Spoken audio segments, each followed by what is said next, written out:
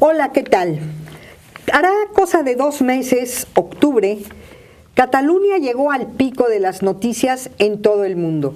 Que si un referéndum, que eso desencadenó rápidamente un escenario inesperado. Cataluña se declaró independiente del Estado español y el Estado español reaccionó con fuerza, una respuesta autoritaria, presos políticos, el presidente de la Generalitat en funciones en el exilio, en fin, un escenario complicadísimo que llevó a muchos comentarios a favor, en contra, polarización, debates muy vivos. Y hoy estamos como en un impasse, saber qué va a pasar de cara al siguiente proceso electoral, en un contexto en donde es Madrid quien ha tomado nuevamente las riendas del gobierno catalán. Pero más allá de la coyuntura noticiosa, nos interesa también entender las raíces históricas de cómo se llegó a este momento y qué tanto puede durar la situación tal y como está. Para eso tenemos el gran lujo de contar hoy en nuestro estudio con el historiador y filólogo catalán Andreu Espasa. Andreu es autor de un libro que está próximo a circular en México y en España, Estados Unidos y la Guerra Civil Española. Es catedrático en el Instituto de Investigaciones Históricas de la UNAM y también en la facultad. Y bueno, queremos conversar sobre este momento que tú has definido como la confrontación entre dos legitimidades, la de España, la del nacionalismo español y la del nacionalismo catalán. El momento, Andreu, ¿cómo lo caracterizamos para empezar? Bien, es un momento sin duda de choque, como comentábamos, de choque entre legitimidades, en el sentido de que estos dos nacionalismos tienen muy asumido que sus respectivos parlamentos tienen derecho a imponer una solución sobre el problema. Por un lado está el nacionalismo español, que cree que a través de las Cortes puede tener una interpretación algo intransigente sobre lo que es la unidad de España, y al mismo tiempo el nacionalismo catalán cree que la soberanía del pueblo catalán reside en el Parlamento catalán y que por lo tanto si hay una mayoría en el Parlamento catalán, incluso si es una mayoría que es de escaños pero no exactamente de votos por los efectos distorsionadores de la ley electoral que suelen favorecer en Cataluña como en otros países el voto rural, creen que pueden proclamar una independencia. Es en este momento de choque que cuesta ver soluciones. Quizás ahora, con las próximas elecciones que se van a celebrar el 21 de diciembre, se pueden crear nuevas coaliciones o nuevas correlaciones de fuerza que favorezcan una solución. Vamos a llegar necesariamente a las elecciones dentro de ¿cuántas semanas son? Es el 21 de diciembre, ya ha empezado la campaña, de hecho. ¿Vas a participar, desde luego? Sin duda voy a asistir a muchos mítines y me voy a informar todo lo que pueda. Muy bien. Pero bueno, esta es historia del presente y yo quisiera que esa la tocáramos como de colofón, quizás, porque es muy interesante también ver un poquito la evolución de... Cuando hablamos de independentismo catalán, no estamos hablando de una cuestión de las últimas generaciones, ¿no? Han habido distintas declaratorias de independencia a través de los siglos, y esta parte de la historia es algo que no tenemos presente cuando tratamos de analizar lo que sucedió en octubre. La historia de Cataluña es una historia muy larga, de muchos siglos. Quizás lo interesante podría ser remontarnos no tanto a la historia de Cataluña, sino a la historia del nacionalismo catalán, de cuándo nace el nacionalismo catalán. Una buena fecha podría ser a finales del siglo XIX y tiene mucha relación con la Guerra de Cuba, con la pérdida por parte de España de Cuba, Puerto Rico, Guam y Filipinas. En ese sentido, antes existía un movimiento regionalista, y era un movimiento regionalista que creía en el proyecto nacional español y que a partir de Cuba se vuelve un movimiento nacionalista no porque quiera la independencia, sino porque quiere nacionalizar a sus ciudadanos, quiere que se identifiquen en un imaginario colectivo nacional catalán. A ver si entiendo bien, entonces los catalanes se inspiran en las luchas independentistas de cubanos y puertorriqueños. Sin duda, si te fijas, de hecho, las banderas independentistas catalanas tienen una semblanza que no es casual con la bandera de Puerto Rico y con la bandera... La estelada. La estelada, efectivamente, con la bandera, con la bandera cubana, porque tienen el mismo triángulo con la estrella. Y además, de hecho, a veces se hablan de las independencias de América Latina, de Hispanoamérica, respecto a España, pero hay que entender que realmente, históricamente, la España moderna es una nación como el resto del siglo XIX. Y la primera independencia de esta España moderna, lo otro no era una nación exactamente, sino que era la monarquía católica, la monarquía hispánica y un proceso de desintegración. Pero un proceso de independencia de una nación moderna, decimonónica como la española, se da por primera vez en el caso de Cuba. Y es al ver esto, al ver por un lado que el proyecto español baja de categoría mundial y deja de ser una potencia, y al ver además que es posible reivindicar la autonomía, incluso reivindicar la independencia y acabar teniendo éxito, que el movimiento regionalista catalán se va transformando en un movimiento nacionalista, en un movimiento con un proyecto para lograr un autogobierno, una cierta autonomía dentro de España. Y bueno, evoluciona en el siglo XX y nuevamente la guerra civil es como un parteaguas, ¿no? Un antes y después. Sin duda, incluso antes de la Guerra Civil hay dos momentos en los que antes de la Guerra Civil Cataluña obtiene cierta medida de autogobierno. Por un lado existe lo que se llamó la Mancomunitat, que son una agrupación de provincias que se da entre el 14 y el 25. En aquel momento el movimiento regionalista catalán, nacionalista catalán, era un movimiento conservador, era un movimiento que tenía una hegemonía de derechas, que competía de hecho con una tradición muy fuerte en Cataluña, que es la tradición obrerista, la tradición socialista, la tradición anarquista, que siempre había sido muy fuerte. Dura del 14 al 25, se acaba con la dictadura de Primo de Rivera, durante 2 años todavía dentro de la dictadura sobrevive, pero luego acaba, y se recupera con el fin de la dictadura. Y eso es una constante en la historia del siglo XX en Cataluña, que la recuperación del autogobierno está vinculada a periodos democráticos. Y por eso a veces se dice que el nacionalismo catalán tiene un fuerte componente democrático, porque ha servido en parte para democratizar no solo Cataluña, sino al conjunto de España. En el 31 se llega a la República y ahí empiezan las proclamaciones también que comentabas. Hay una proclamación del Estado catalán dentro de la República Federal Española. En el 31 luego se rebaja este Estado catalán a lo que hoy conocemos como Generalitat de Cataluña, y en el 34 hay otra proclamación, y es una proclamación vinculada con la revuelta de los mineros en Asturias en octubre del 34. Y bueno, es el movimiento perdedor de la historia. El presidente es fusilado, tengo entendido, ¿no? Efectivamente, en la Guerra Civil se dan... Es un momento muy interesante para la historia del nacionalismo catalán, porque por un lado se consigue una casi independencia, en el sentido de que por el desorden que se crea durante la Guerra Civil, las autoridades catalanas empiezan a tomar muchas competencias que no tenían en principio por el pacto de estatuto que tenían con el resto de España. Y además de que tienen una casi independencia, tienen también...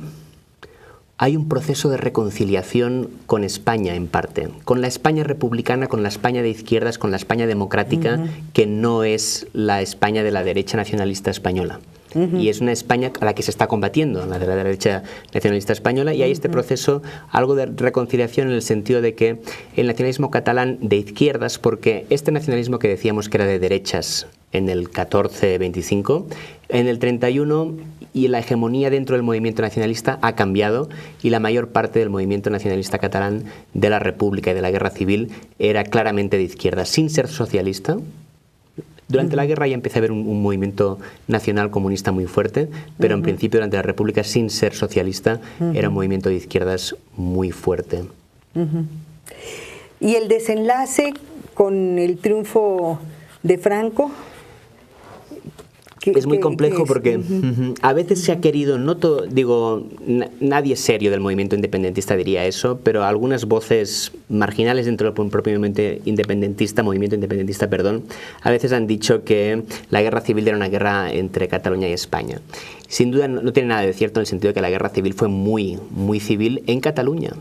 en el sentido de que incluso hubo una guerra dentro de la guerra, los hechos de mayo del 37, también retratados por Orwell en su libro Homenaje a Cataluña, y además hubo mucha represión también, como fue una zona republicana, hubo mucha represión contra las derechas, con lo que hubo víctimas, muchas víctimas de ambos lados, y cuando se acaba la guerra, se acaba el autogobierno. Franco entra, cuando empieza a entrar en Cataluña, deroga el estatuto, prohíbe el uso de la lengua catalana en el ámbito público, en las escuelas, prohíbe la edición de libros, y hay un episodio muy interesante que a veces no se tiene muy en cuenta, que es que durante principios de los 40 sobre todo, incluso toda la década, Ciudad de México era la capital de la cultura catalana, porque no se podían editar libros en España, libros en catalán en España, y había un fuerte exilio. ¿Y se editaban libros en catalán aquí en México? Mira, muchísimos. Qué interesante. Incluso había mucha vida política catalana. El presidente de la Generalitat, que luego será restaurada en el 77, fue nombrado presidente de la Generalitat en la colonia Roma, en la embajada de la República Española aquí en México. Nos vamos a detener en este momento porque es muy interesante lo que estás hablando.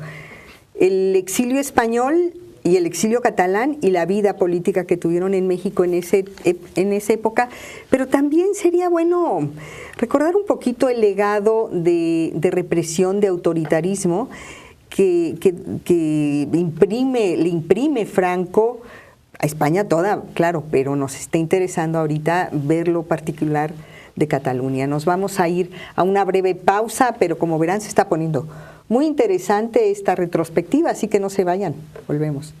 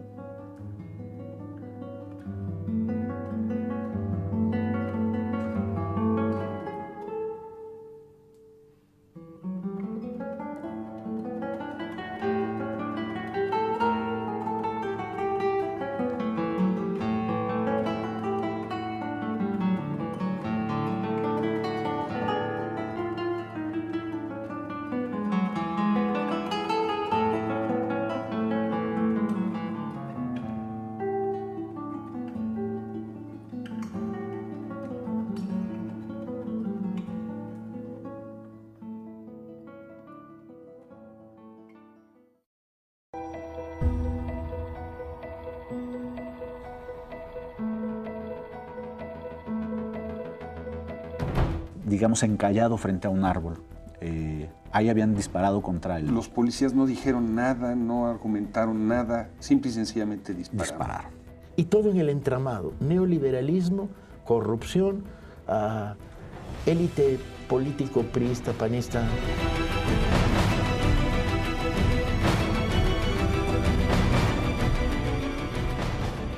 De unidad, de lucha abajo.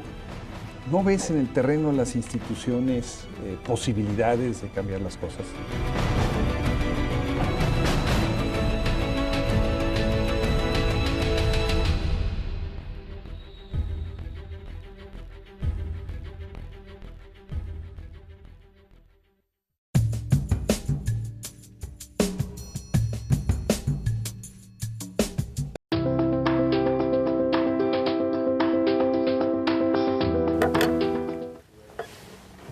Entonces, el presidente de Cataluña, que fue el primer presidente de Cataluña después de la Guerra Civil, fue nombrado en el puesto en la colonia Roma, dices. El segundo, de hecho, digo, hubo un interinato de Josep Irla, y el segundo, pero que fue el que estuvo más años y el que volvió a Cataluña, su legitimidad venía otorgada por una reunión de parlamentarios aquí en la Ciudad de México. ¿Cómo se llamaba? Josep Terradellas. Terradellas. ¿Y qué fue de él? Bien, él...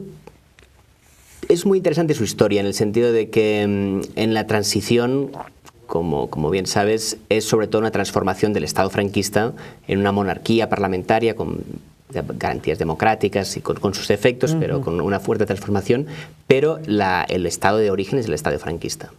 Sin embargo, la institución que precede esta legitimidad dentro del ordenamiento jurídico actual español es la Generalitat de Cataluña, porque se reconoció como elemento rupturista de esta transición democrática esta institución para formar parte de la nueva monarquía parlamentaria, algo que no pasó con el gobierno republicano español del exilio. Y entonces, la figura Generalitat como la representación de la región catalana, ¿o cómo? Sí, sería lo más parecido a... Es un nombre histórico con raíces históricas seculares, pero lo más parecido, digo, para el contexto mexicano sería un Estado, para el contexto estadounidense es un Estado. Un Estado con más... Digo, no muchas más, pero es un Estado con más competencias, con más autogobierno, con más autonomía que muchas de las otras comunidades autónomas que hay en España. Permíteme dibujar nada más un pequeño paralelismo con el tema vasco. El País Vasco tenía este mismo grado de competencias autonómicas que Cataluña, ¿menos o más? Más. Tiene más. Tiene más y es un motivo de desestabilización dentro de España, porque tiene ciertos privilegios fiscales, en el sentido de que tiene una forma de relacionarse fiscalmente con el resto del Estado que es mucho más beneficiosa que la que tiene la catalana. Esto tiene, al menos, tiene varias lecturas. Tiene una lectura que es que, por un lado, es una región mucho más pequeña, es un tercio demográficamente que Cataluña, por lo tanto no es tan difícil acomodar esto. Y luego también tiene la otra lectura de que durante la Guerra Civil, dos provincias de lo que hoy se llama Euskal Herria fueron fieles al alzamiento. Y de alguna forma, a diferencia de Cataluña, que fue mucho más unánimemente, o mucho más mayoritariamente, no unánimemente, perdón, mucho más mayoritariamente antifranquista, una parte importante de las provincias, la mitad de las provincias vascas fue pro-franquista y se le premió incluso durante el franquismo con un régimen fiscal privilegiado. Y finalmente la otra lectura, que es que servía para tener tranquila la comunidad vasca, habiendo venido de la comunidad vasca muchos desafíos a la integridad territorial, como fue el caso del nacionalismo abertzale y de la violencia y de ETA. Regresando a Cataluña, ahí las condiciones fueron distintas, no hubo una expresión violenta armada del independentismo. Hubo muy minoritaria y con muy pocas víctimas mortales, casi anecdótica. Y lo que sí hubo es un nacionalismo distinto. Es un nacionalismo distinto porque, por un lado, por ejemplo, durante los años 70, cuando se crea el nuevo estatuto de Cataluña en relación al resto de España, la principal preocupación del nacionalismo, incluso no solo del nacionalismo, sino del movimiento por la autonomía en Cataluña, era el tema de la lengua, porque el tema de la lengua es muy importante en Cataluña, más que en el País Vasco, en la conformación de la identidad. En parte porque es más fácil también que la gente la aprenda, porque es otra lengua romance, es más hablada y el nacionalismo está más estructurado en función de la lengua. Y además, a finales de los 90, empieza a surgir en Cataluña la preocupación por la financiación. Y es una preocupación por la financiación en la que se logra un nuevo pacto dentro de Cataluña, que es un nuevo estatut en 2006, que lo votan los catalanes, que lo negocian con Madrid, con el Congreso, se llega a un acuerdo y este acuerdo no supera la prueba de la élite judicial española.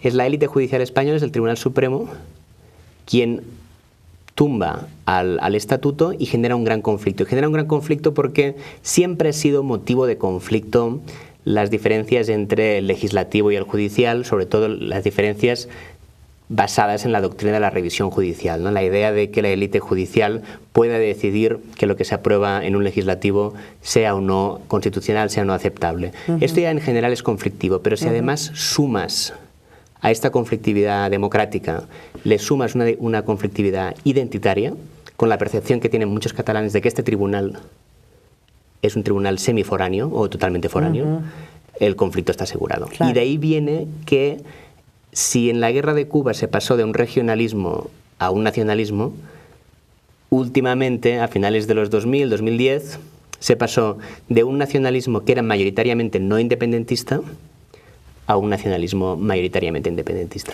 Es como el nudo, ¿no? Y estamos hablando de los 90. Empiezan los conflictos de financiación en los 90, se logra pactar un estatuto en el 2006, el Tribunal Supremo se carga este estatuto en 2010, y desde 2011-2012 que estamos en este tema de lo que se llama el proceso. Y esto es los últimos 7 años.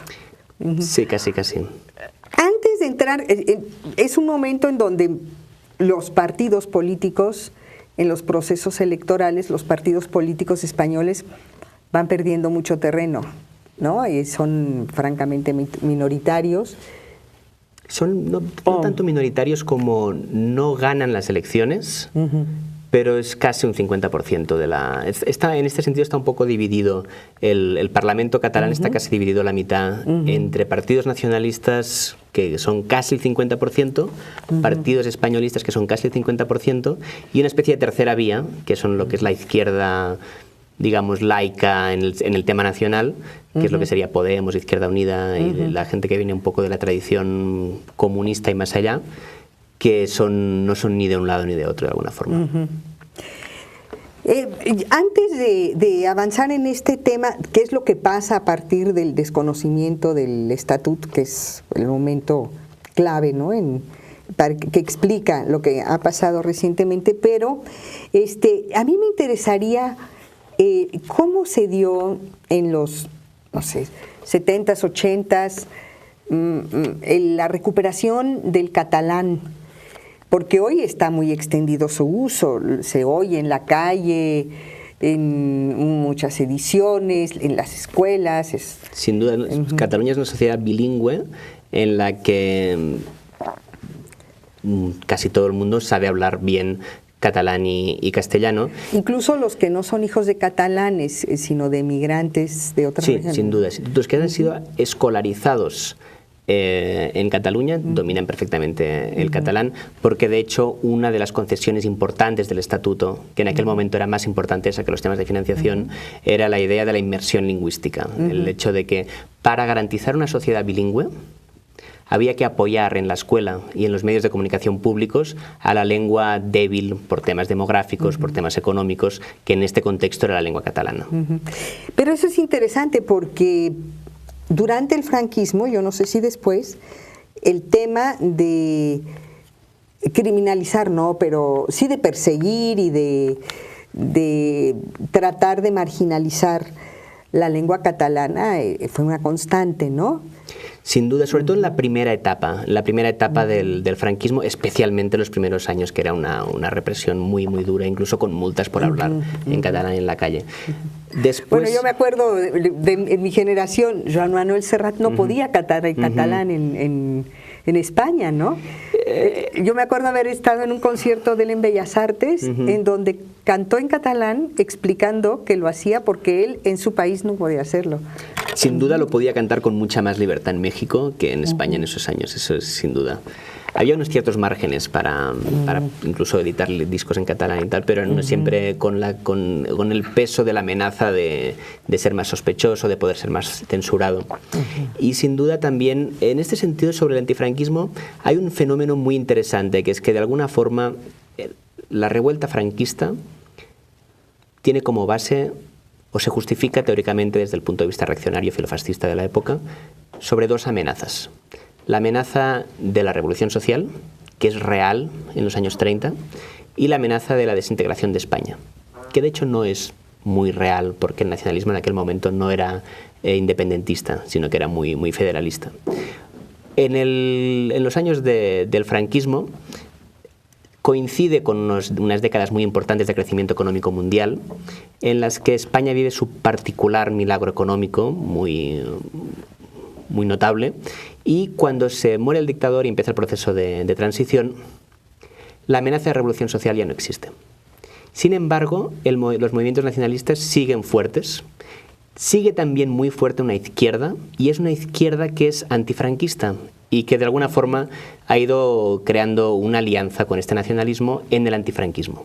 Con lo que el proceso de recuperación de la lengua catalana, por ejemplo en Cataluña, no es un proceso exclusivo de los nacionalistas, es un proceso de todos los antifranquistas. Y eso incluye a la izquierda comunista, a la izquierda socialista, incluye a todo el mundo que está en contra de la derecha españolista. Y es un consenso muy importante en Cataluña. En Cataluña siempre gana las elecciones de alguna forma lo que se presenta como más eficazmente contrario a la derecha españolista. Que algunas veces las gana la izquierda, normalmente en las elecciones generales, las elecciones en las que se decide el presidente de España, las gana la izquierda española, y en las elecciones al Parlamento catalán las gana el nacionalismo.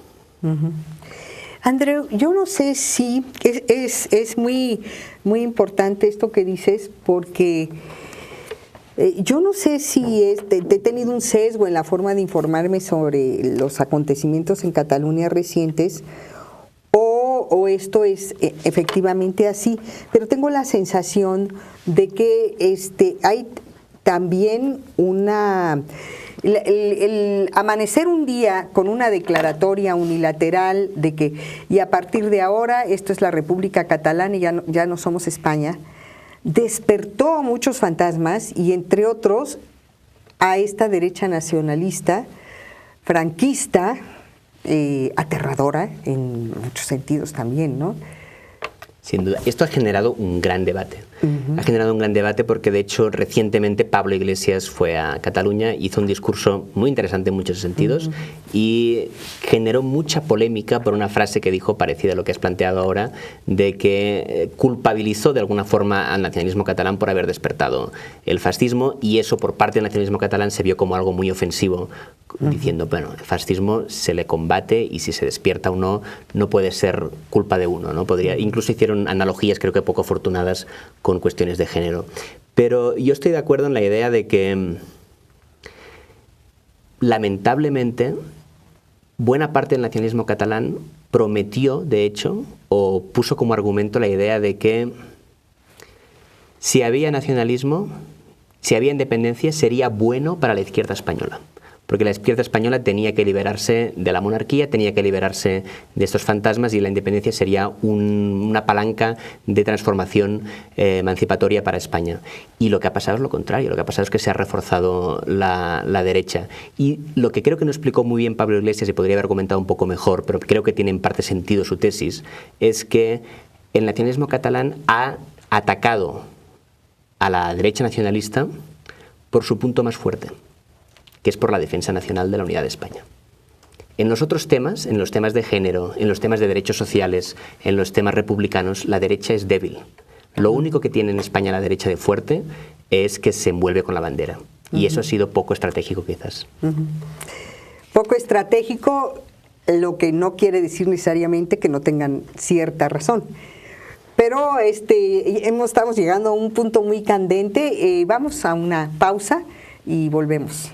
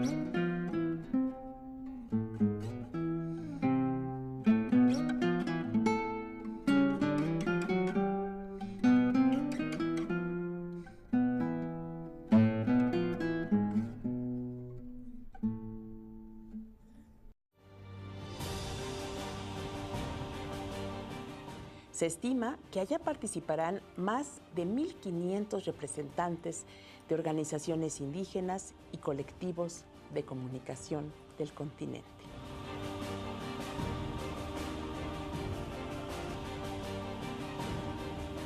Diferentes temas aguardan ser discutidos en las cámaras en torno a la creación de la Ley de Desaparición.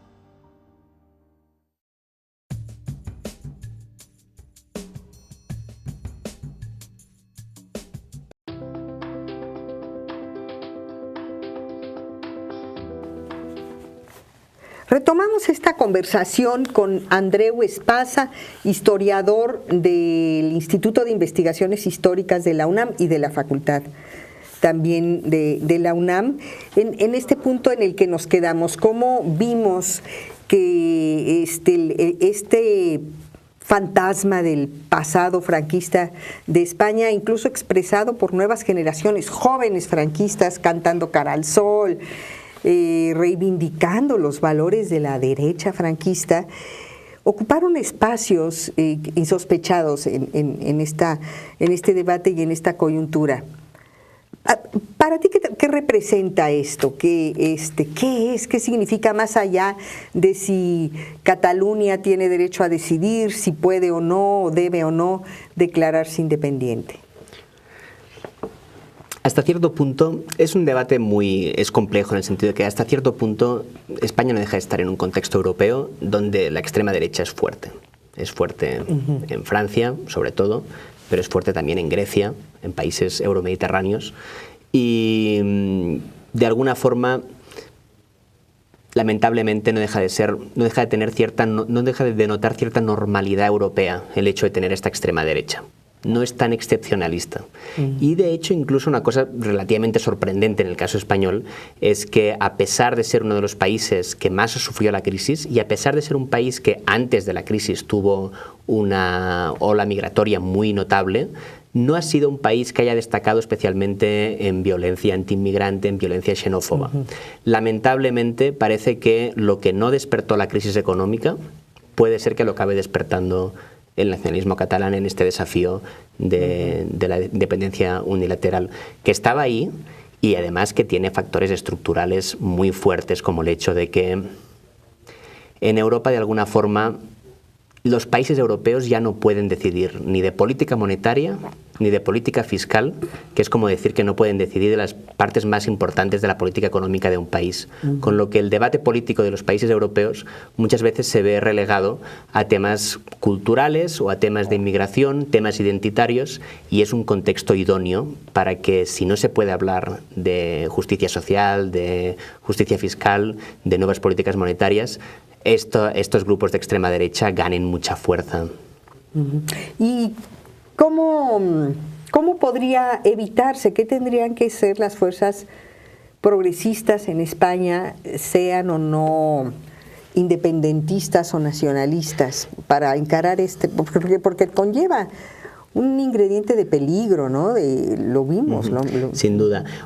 Hay que hacer muchas cosas, sin duda, y una de las cosas muy importantes, y es una de las cosas que creo que últimamente la izquierda española ha empezado a hacer y no había hecho en décadas anteriores, es construir un nuevo concepto de España. Un nuevo concepto de España que sea una España que reconozca su plurinacionalidad, que actualmente no la reconoce. Por ejemplo, uno no puede hablar en catalán en el Congreso. La plurinacionalidad y el carácter plurilingüístico de España es algo que se tolera, y se tolera en las periferias.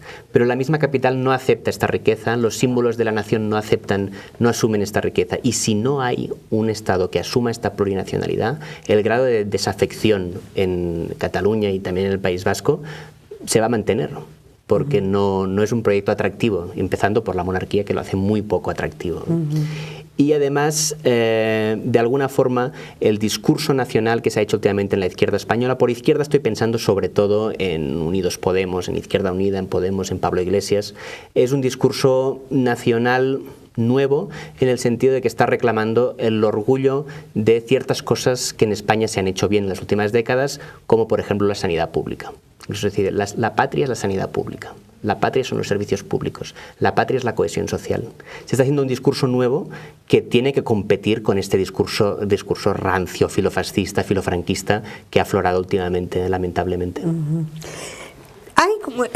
Creo que a ver si no estoy entendiendo mal, una contradicción natural entre la izquierda o las izquierdas españolas y los valores del independentismo catalán. Hay una competencia, a veces hay una complicidad, a veces hay una competencia. El problema ahí es que, y eso lo reconocen muchos dirigentes, antes de ser dirigentes, cuando son dirigentes les cuesta más, pero por ejemplo Pablo Iglesias se le puede ver vídeos que lo reconoce antes de ser dirigente, que es que por culpa del franquismo, la izquierda española quedó totalmente descolocada a la hora de asumir el concepto de España como un concepto progresista. Y España quedó atrapado como un concepto de derechas. Con lo que la izquierda española es una izquierda muy, muy poco nacionalista. Excesivamente incluso poco nacionalista. Muy poco orgullosa de los símbolos nacionales, muy poco identificada con los símbolos nacionales. Y de alguna forma el nacionalismo catalán propone un concepto de nación en positivo, porque el concepto de nación de la derecha españolista es un concepto muy poco atractivo, muy en negativo, muy sádico, muy de odio a lo catalán y al mismo tiempo de no querer que se vayan los catalanes. Es un concepto como de maltratador, incluso, ¿no? Sí. Y en este sentido, ahí está para mucha gente que está en medio, hay mucha gente que es muy accidentalista, hay mucha gente que si el nacionalismo catalán se presenta como una alternativa factible a construir una república, pues se apuntan al nacionalismo catalán no porque sean muy nacionalistas, sino porque lo ven como una estrategia para conseguir una república. Y al mismo tiempo esta gente a veces también duda sobre si apoyar a la izquierda española, porque son dos estrategias distintas de confrontar al mismo enemigo. Andreu, me gustaría, como yo veo las cosas, este proceso tuvo, bueno, la construcción del proceso del referéndum, que fue muy accidentado y que tuvo muchos obstáculos, no fue legal porque no se le permitió ser legal, ¿no? Y ahí está en juego pues un valor que tendría que ser intrínseco de las izquierdas, que es el valor del derecho a decidir. Se llegó a este momento, pero con muchos bemoles, con muchas dificultades por no ser legal, por haber sido ilegalizado de alguna manera. El momento del referéndum, ¿cómo lo calificarías? Fue un momento fue como tal, fue una victoria, yo creo, a nivel simbólico, indudable, no solo del nacionalismo, sino de todos los partidarios del derecho a la autodeterminación en Cataluña. Sin embargo, a nivel práctico, no fue una victoria en el sentido de que la policía atacó violentamente a los participantes, nadie reconoció el referéndum y por lo tanto yo diría que, por ejemplo, sobre todo en cuestión de plazos, diría a corto plazo, fue una victoria práctica del gobierno español. A largo plazo es una victoria que, a no ser que se dilapide, es una victoria sin duda, no solo en este caso, sobre todo el nacionalismo catalán, en el sentido que muchos catalanes que sin ser nacionalistas se preguntaban ¿cómo es posible que el hecho de ejercer violencia contra abuelas en Cataluña tenga como consecuencia una mayor popularidad y mayores expectativas de voto para la derecha españolista en Castilla, ¿no? En el resto de ¿Y eso España. es así? Habrá que verlo en las siguientes elecciones, pero sí lo que es sorprendente es que, digo, para mucha gente demócrata y mucha gente no nacionalista, es sorprendente que el gobierno del PP no haya caído, porque el Partido Socialista podría haber hecho caer al gobierno, porque es un gobierno en minoría, no ha caído, parece que ha salido fortalecido. En el resto de España, en Cataluña es una opción.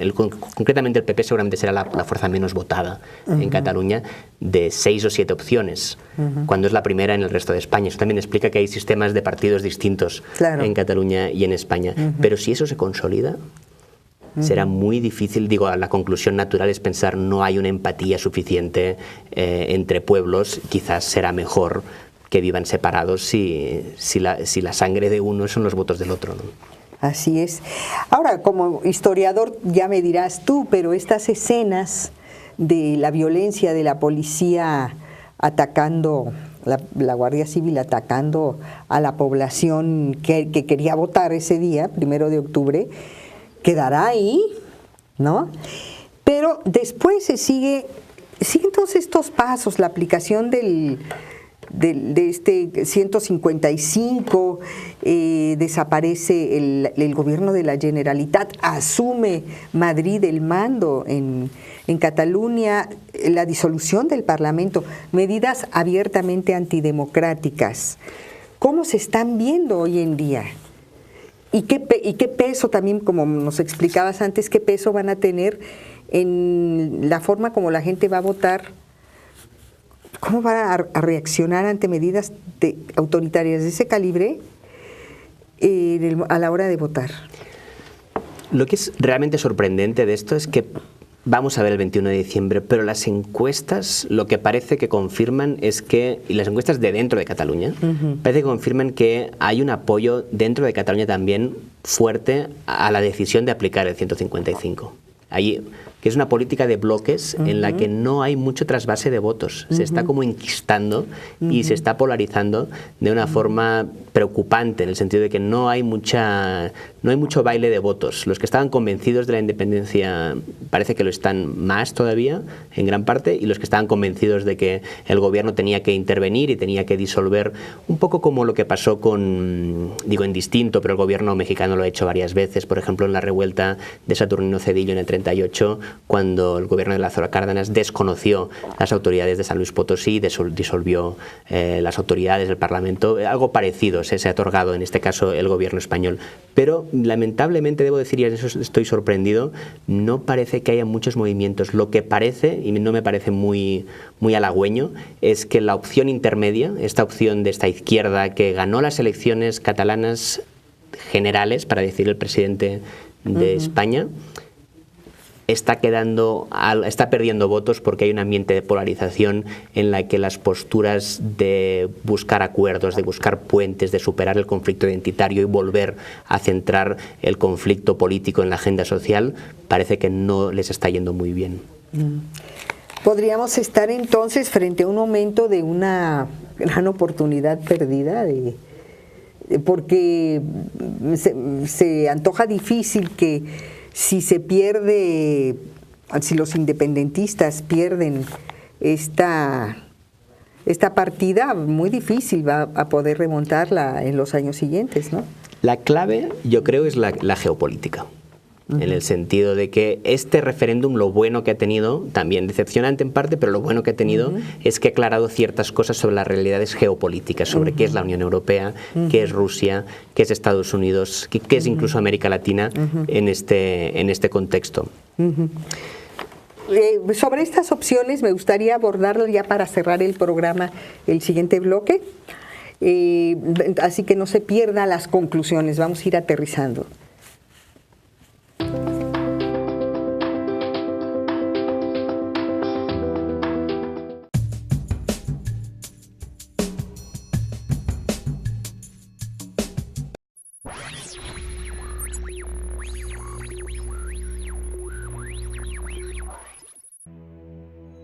Sabemos que están allá afuera, podemos sentirlos. Sabemos que allá arriba tienen miedo a que la gente se informe, temen al cambio. No conocemos el futuro, no hemos venido a decirles cómo acabará esto. Hemos venido a decirles cómo va a comenzar. Cuando termine esta señal, podremos ver lo que allá arriba han callado. Les mostraremos un medio sin nexos con los poderes fácticos, un medio de comunicación crítico e independiente. ¿A dónde vamos? Es una elección que podemos construir juntos.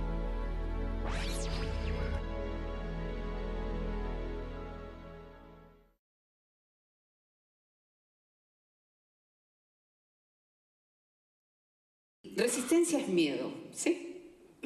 Y cuando se está parado aquí y se sale y están ustedes mirando, todo el mundo siente miedo, es inevitable. Lo que hay que hacer es ser real con lo que siento. Si siento miedo, siento miedo. No voy a fingir que no siento miedo. Eso es lo que hacen los malos actores, fingen. Fingir es una cosa, actuar es otra.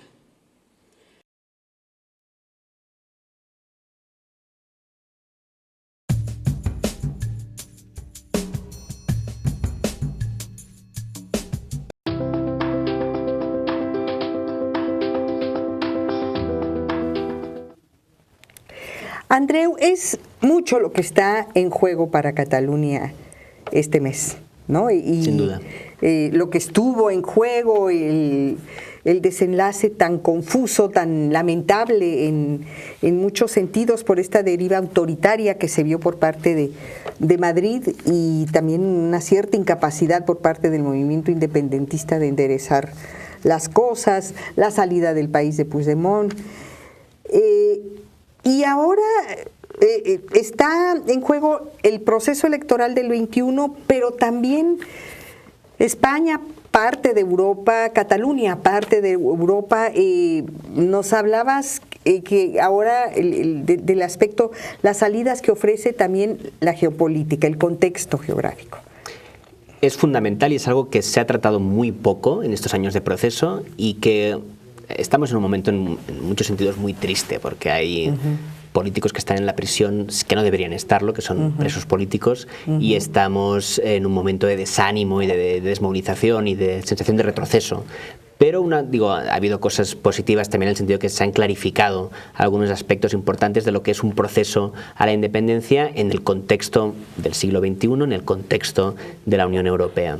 Y en ese sentido, las opciones para lograr la independencia, tal y como la quiere la mayor parte del nacionalismo catalán, que la quiere sin violencia, son limitadas, y todas las opciones implican riesgos o mucho tiempo.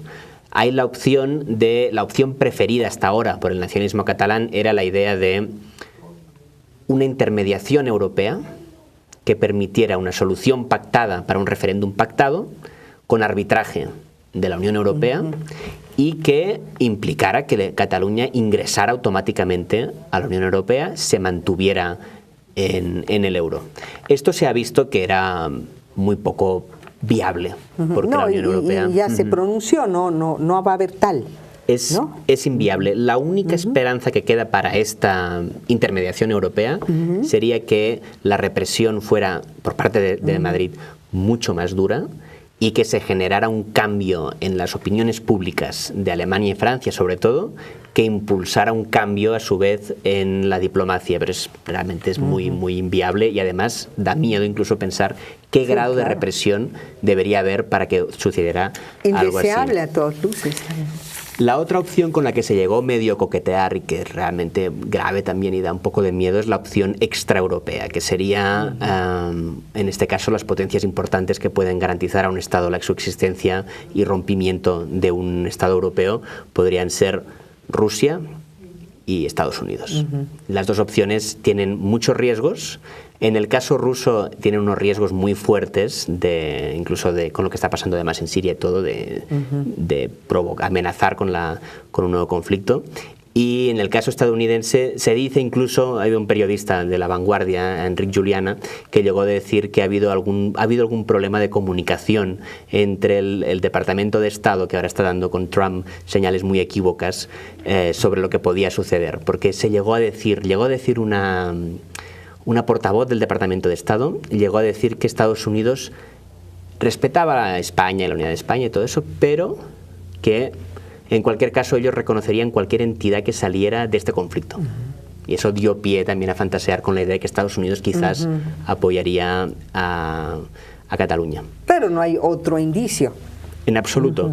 De hecho, la respuesta americana, la respuesta estadounidense, ha sido de las más proespañolas. Ha dicho que está totalmente de acuerdo con todo lo que se ha hecho. No ha criticado para nada el uso de la violencia. En cambio, la Unión Europea sí criticó el uso de la violencia, porque la Unión Europea tiene también sus aspectos positivos, de que si uno forma parte de la Unión Europea, tiene prohibido usar el ejército en contra de su población. Y eso es algo que se puede deducir que frena la represión de Madrid.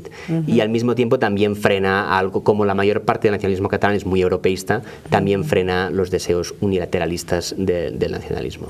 Ahora, Tera, antes de pasar al tercer factor, sobre la cuestión rusa tampoco hay ¿sí tendría algún interés Putin en intervenir? Tiene un interés en vengarse en parte de lo que le han hecho en Ucrania, en que no le han reconocido los referéndums de Crimea y del este de Ucrania, y en desestabilizar a la Unión Europea en este momento de conflicto, pero parece más como algo con lo que coquetea que no con algo en lo que esté realmente comprometido, porque se ve que no tiene viabilidad. Y además es que si sucediera esto, si Putin se pusiera muy pro-catalán, incluso para el movimiento catalán sería un problema, porque mucha gente lo vería con mucha preocupación y quizás se moderaría mucho si viera esta perspectiva. Claro. Y finalmente, la tercera vía. La tercera vía, hay otros países menores que han intervenido de una forma muy...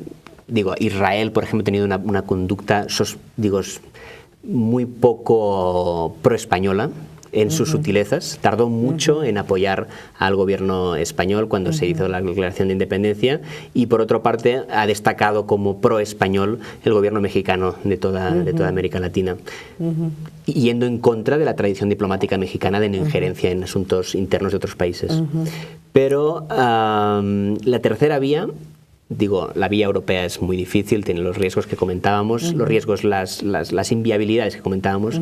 La vía extracomunitaria es muy peligrosa y también muy inviable. Y la vía que ahora se está viendo, que aunque son muchos años, implica mucho tiempo, pero que tiene mucho interés, puede ser una vía española al referéndum pactado. Porque de hecho, del mismo modo que comentábamos que sorprendentemente para la derecha españolista la reacción del gobierno popular de mandar la policía ha sido aplaudida y ha generado cierto aumento de votos, también es cierto, contradictoriamente, paradójicamente, que hay aparentemente una mayoría de españoles favorables a la celebración de un referéndum acordado. Y sobre todo entre los jóvenes. ¿Qué características? Es interesante. Lo que se va a votar el 21 de diciembre, ¿qué es?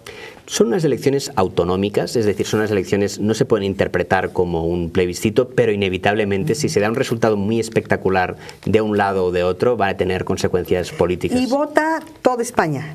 No, vota solo la Comunidad Autónoma de Cataluña. Sí, y de alguna forma, lo que comentábamos antes sobre la vía española, sobre todo entre los jóvenes y sobre todo entre la izquierda, porque en eso Pablo Iglesias ha sido muy firme en defender, incluso con problemas internos, defender siempre la idea de que tiene que haber un referéndum pactado entre Cataluña y España, que es la solución política de partida para empezar a construir algo en común. Tiene que ser una libre asociación, no puede ser algo impuesto. Y parece que entre los jóvenes esta idea en España es bastante popular, y además, si se diera, sería el mejor de los mundos, en el sentido de que, por un lado, la izquierda española podría hacer atractiva a España otra vez, con un referéndum, y por otro lado, si sale el sí a la independencia, sería una ruptura amistosa, una ruptura como la de Chequia y Eslovaquia, como la de Noruega y Suecia. Son pocos casos en la historia de rupturas amistosas. Normalmente las independencias suelen ser muy conflictivas. Pero se podría dar un ejemplo, se podría practicar una vía ejemplar de acuerdo amistoso entre Cataluña y España, que en caso incluso de salir que sí, no dejarían de ser dos países que tendrían muchos lazos y que deberían construir muchas cosas juntos. O una derrota amistosa como la de Escocia. Que efectivamente, el modelo es el escocés, que ha tenido mucha influencia. Ha tenido mucha influencia porque resulta un modelo tan incuestionable, es decir, que puede tener, es aparentemente irrebatible para quienes creen en que hay que encontrar soluciones democráticas y pacíficas. ¿Qué puede tener de malo un referéndum pactado en la que probablemente se pueda perder amistosamente también? Ahora, para construir este pacto, ¿cuáles son los actores en juego? Tratar de entender o de pensar si Podemos, Julio Iglesias... Pablo Iglesias, qué horror, qué confusión. ¿Tendría posibilidades de entablar algún diálogo, algún pacto con el independentismo catalán? Sí, sin duda. Hay una cosa que se critica mucho de esta vía, que se dice, Para modificar, para lograr un referéndum habría que modificar la Constitución. Para modificar la Constitución se necesitan 2/3 del Congreso. Y es muy difícil que Pablo Iglesias y los amigos del referéndum en el resto de España, que además serían también los nacionalistas vascos, los nacionalistas gallegos, logren estos 2/3. Es complicado. Pero la verdad, siendo honestos, el referéndum que se hizo en Cataluña merecía muy probablemente una reforma del propio Estatut de Cataluña, que también exigía 2/3 y que no se cumplieron. No se cumplió este requisito de 2/3. Fue poco más de la mitad de la Cámara quien aprobó la celebración del referéndum, con lo que la idea de que se necesitan grandes consensos sirve como obstáculo o como desafío tanto en Cataluña como en España, porque son dos sociedades, son dos países complejos los dos. O sea, hubiera valido la pena que el independentismo se detuviera un momento en vez de acelerar el proceso en buscar ese consenso, ¿no? Seguramente. Bueno, el mundo del hubiera. Es muy complicado juzgar estas cosas tan recientes, además, y tal, pero sí, sin duda, una cosa que probablemente mucha gente espera que pase en estas elecciones es que es probable que a partir de ahora el independentismo no vaya tanto a crear un consenso puramente independentista, sino que también se alíe con amigos dentro de España, esta vía española que decíamos, para avanzar con consensos sólidos y mayoritarios y no para estrellarse con mayorías muy ajustadas. ¿Y qué fuerzas ves tú en Cataluña que pudieran estar interesados en ese pacto? ¿También las hay? Sin duda, el propio nacionalismo, que es la mitad de la Cámara, esta izquierda de Podemos y de los comuns, que se llaman en Cataluña, que actualmente no tiene muchos diputados. Y la clave ahí, y es una clave que se va a ver, de momento no parece tampoco muy esperanzadora, pero que de alguna forma se tendrá que tantear, es el Partido Socialista en Cataluña, es decir, el PSOE en Cataluña, que ha dado tumbos entre apoyar y no apoyar la idea de un referéndum. Andreu, quisiera terminar el programa haciéndote una pregunta que me contestes en menos de un minuto, y que sé que es complicada para un historiador, pero los historiadores dentro de 10 años, ¿cómo irán a ver este fin de 2017 en Cataluña? Yo creo que va a haber mucho interés en estudiar eso. Hay mucha conciencia de que estamos en un momento histórico, en un momento incluso en el que a los historiadores les cuesta concentrarse en el estudio del pasado porque el presente está tan interesante. Pero yo creo que sí se va a estudiar 2017 como un año que definió el fin en Cataluña de la etapa que se inició con el regreso de Tarradellas, de este Tarradellas mexicano que fue elegido en México, y el inicio de una nueva Cataluña con otros consensos y con otras correlaciones de fuerzas. Más de medio siglo, nada menos y nada más. Pues hemos hecho este recorrido por la historia de Cataluña, siglo XX, siglo XXI, un poquito tratando de entender el momento tan intenso que están viviendo los catalanes hoy en día. Queremos agradecerle al maestro Andreu Espasa, muy amable, muy iluminador, todo lo que nos has expuesto y recordado en esta charla. Muchas gracias a ti por la invitación. Pues nos vemos, amigos de Rompeviento Televisión, hasta la próxima de este lado.